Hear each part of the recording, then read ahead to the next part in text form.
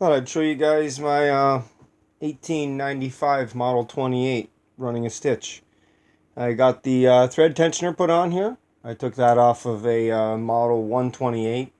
Now, there is a difference with the 128 and this Model 28 is this one would be a manual release button, which I'm okay with because I know enough to squeeze my disc there to release the thread tension when I'm taking my project out. If you don't do that, you will snap your thread in your needle. So, but anyways, until I get the actual spoon style release for the upper tension, I can run this machine because I know how to use it.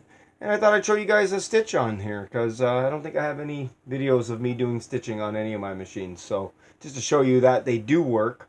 And we're talking this machine's well over 100 years old. And watch this thing go.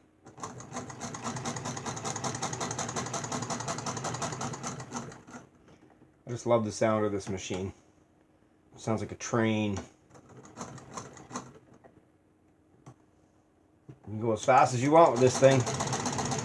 It does not skip a stitch, or you can go as slow as you want. And that's one of the things I like about hand crank. You just drop that needle wherever you decide you want to go. This thing is so smooth and so clean. When I got this machine, it was locked up. It didn't move at all. And that's because somebody used the wrong oil in it, and then they probably sat it in a window to display it, and the sun had turned everything to honey.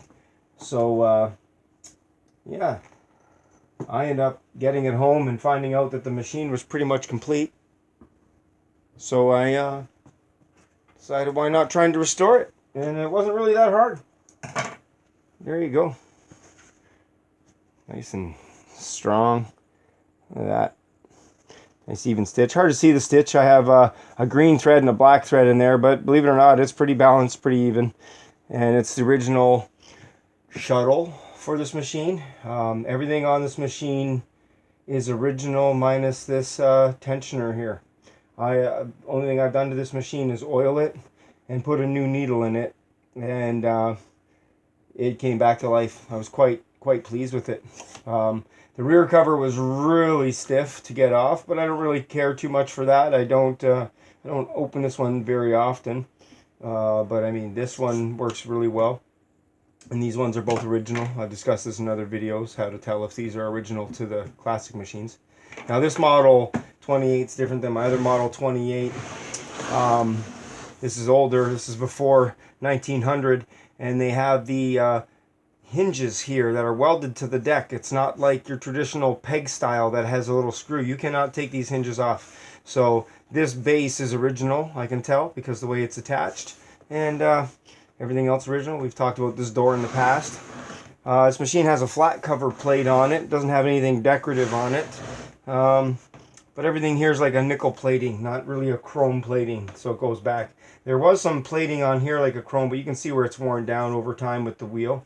I do believe this rubber wheel is even original on this machine. It's really hard now, but it still works.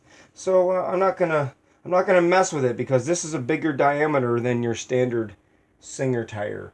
So I haven't messed with it. I was gonna repaint this machine and take it down to its bare steel and repaint it because it's pretty rough shape, as you can see with the chipping. I don't know if you can see it very well, but I'll tip it up. You can see how much chipping is in the bed, and the decals are really bad. But one of the reasons I don't want to is I really love this label that's on here, because this is just like the way these were put on, like a water based decal. It's very thin, like it almost looks like it was done at the factory.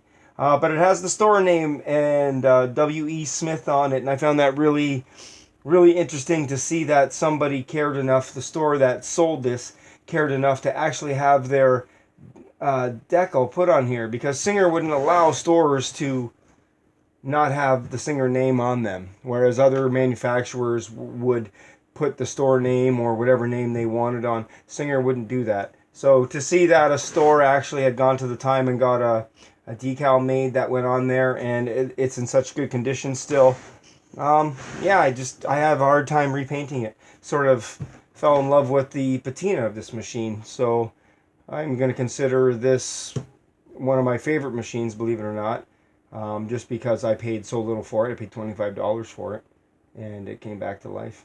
But anyways, thought I'd show you guys a stitch on that. Yeah. There you go. Stay safe and take care, guys.